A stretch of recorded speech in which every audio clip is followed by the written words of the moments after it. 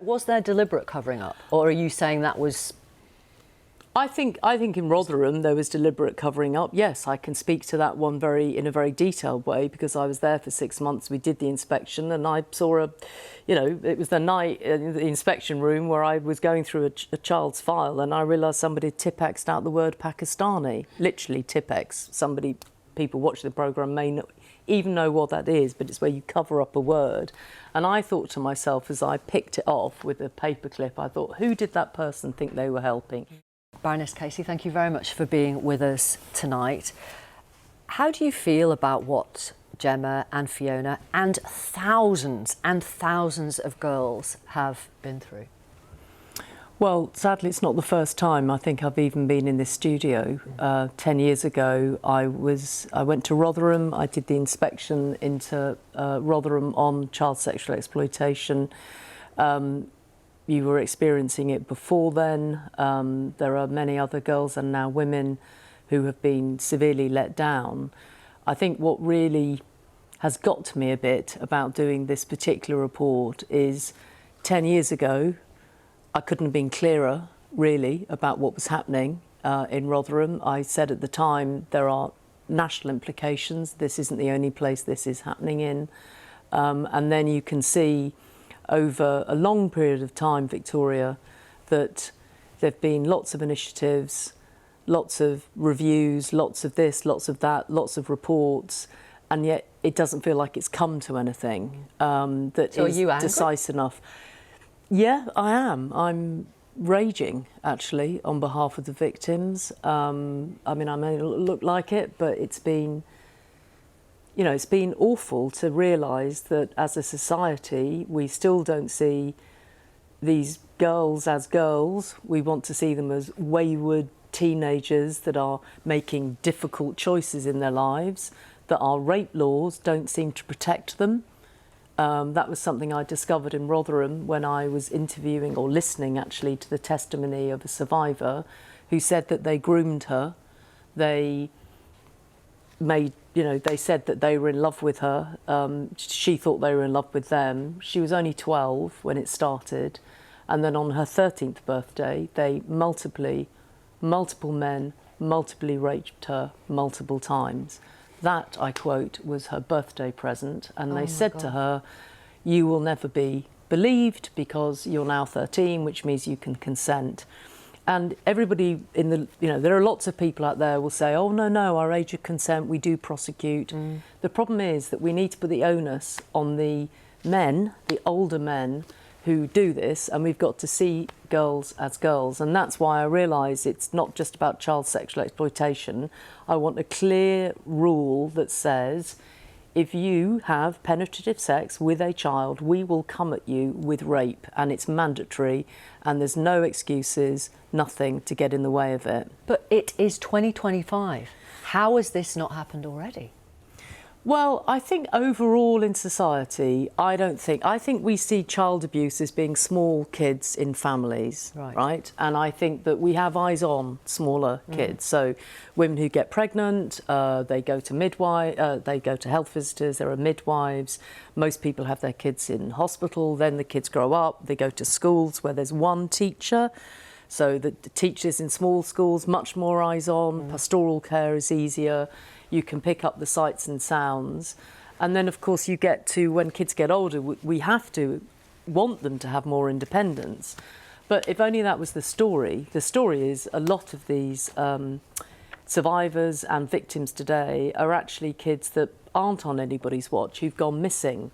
I thought missing would be, frankly, if a lot of people watching this programme tonight, if their 13, 14 or 15-year-old kid went missing, overnight they would be beside themselves, right?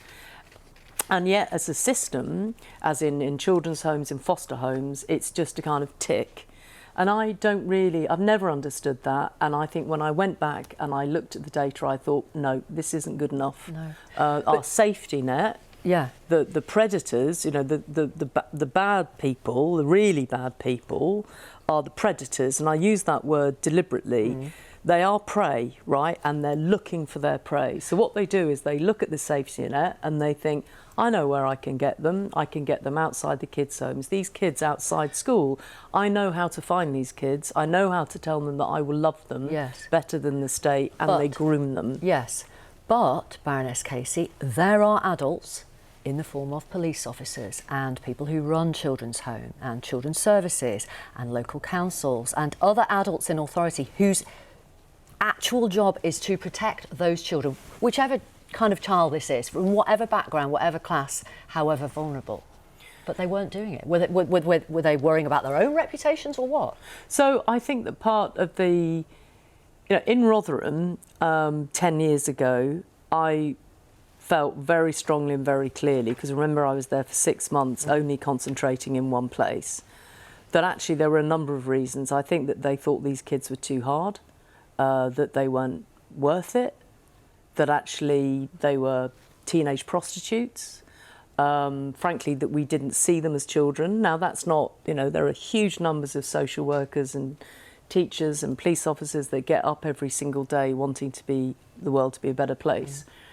But the council itself in Rotherham didn't sufficiently look hard at this, so they spent more money. When I got there, we realised they were spending more money on the training of social workers to deal with Ofsted than they were on their child sexual exploitation team. That tells you all you need to know. And then on top of that, let's just own it, there is an issue of in some areas, in some towns, where actually historically we weren't upfront about the fact. Rotherham is one of them. South Yorkshire Police was there at the time. I never got to inspect them. I wish I had done at that period, where actually I think people were turning, at best, a blind eye to some of these issues because it was in the too difficult box. And the too difficult box is ethnicity. Well, let's talk about that, because you said questions about ethnicity have been asked but dodged for years for fear of inflaming local tensions. You said child sexual exploitation is horrendous, whoever commits it, but there have been enough convictions across the country of groups of men from Asian ethnic backgrounds to have warranted closer examination. Who was dodging questions about ethnicity? What kind of people? OK, so let's take the here and now. The audit was commissioned by the Prime Minister in January when everybody was going backwards and forwards. Should we have a national inquiry? You're bad because you won't have one. It's this, it's that. We think it's masses of grooming gangs, right? And what he wanted, and now I realise why and how important it was, he wanted to get a grip of what the data said, like what is going on, what are the facts.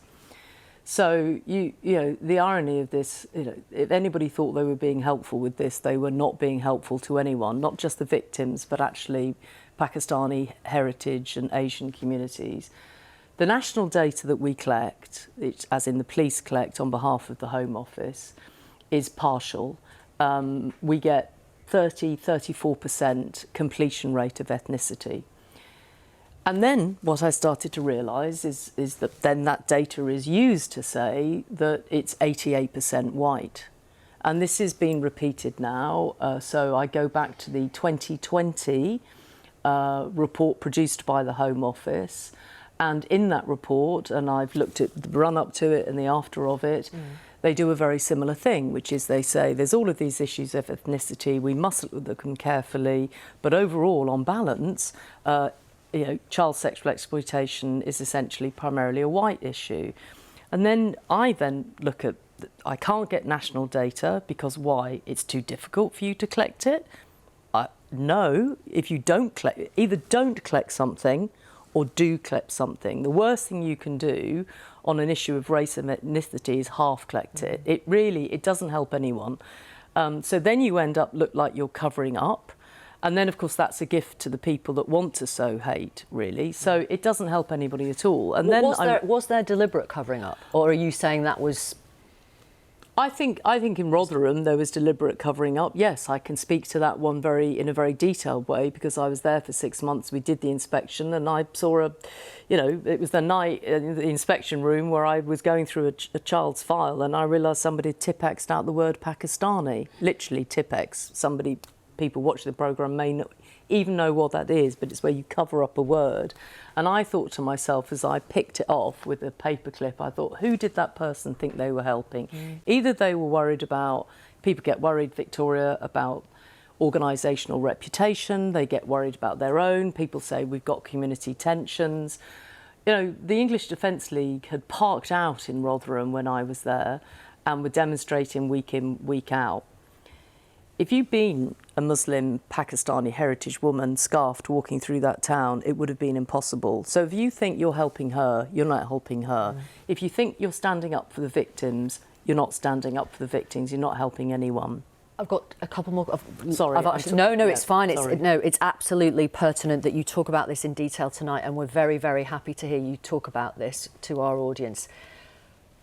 The collection of the data, what do you expect government, police forces, councils to do with it when it does improve, assuming it does improve? What will change on the ground? So, I mean, my starting point of this is that if you look at what we know about ethnicity in 3 large force areas, which is West Yorkshire, Greater Manchester Police and South Yorkshire, if you add to that we've got, I looked at 50 serious case reviews where child sexual exploitation was the subject. Most of those serious case reviews don't actually talk about the perpetrators, let alone their ethnicity, remember, but that's a different issue. And I've only had 1 serious case review done on the back of one of these horrendous high-profile cases since 2018. And then you look at I think, and I've asked for in one of my recommendations, is that there is now a deep piece of work done looking at what are the cultural drivers behind Pakistani heritage and Asian communities, whether they're social, cultural or religious. We need to get on top of that, and I think we're letting down the victims if we don't do that, and we're letting down those very communities. Do you agree, Gemma, Fiona, that victims are being let down, survivors are being let down, if that data isn't collected in an accurate way? I think the data needs to be collected so it can be used to build up a framework for education, for prevention, without an accurate insight of what is involved in the perpetrators, not just ethnicity, but to do with like criminal backgrounds, class, age, all these different things, then we're not going to be able to build up an education programme that targets specific people that it needs to. And I think what's so interesting about that is I've worked in the world of crime for years on and off, and it is completely normal to say, this is the crime that's going on. How do we stop it? So if we don't understand it, if we don't learn about it sufficiently, we won't know how to stop it. We did the same with domestic violence and every other crime there is, and then the framework is built up based off of that data that comes, and then it's used to target in a specific way that the people that need to hear it are going to understand, and I don't understand why it was prevented in this case. Gemma, can I ask you about the fact that there is going to be, Baroness Casey has recommended this national inquiry, which is going to be overseen by an independent commission which has full statutory inquiry powers. It's time limited, it's targeted, it's proportionate to the number of victims, and it will oversee localised inquiries. That is a change of heart from the government because, as the Prime Minister said, he'd read every word of Baroness Casey's report. What do you think of that approach now that's going to happen? What worries me is how long is it going to take? How many more girls are going to be abused? It's only going to get worse. So we need to work on prevention. We need to be in schools, in care homes, in youth clubs on a monthly basis. We need to be teaching these girls how to keep themselves safe because we're never going to stop it. It's only going to get worse. And yes, OK, this inquiry is brilliant. It might give some people justice, historical cases, but we can't keep talking about history. We've got to move forward and we've got to work on prevention and save our children because they're not safe. Is that fair? They're not safe now? Well, child abuse, domestic violence, it's men perpetrating against women and girls. So, yes, people need to look out for themselves. I do think we need to tackle men's behaviour and boys as they grow up. It's fine saying girls need to look after themselves. These are 13 and 14-year-old girls. They don't need to look after themselves. It's my job, your job, our job to look after them.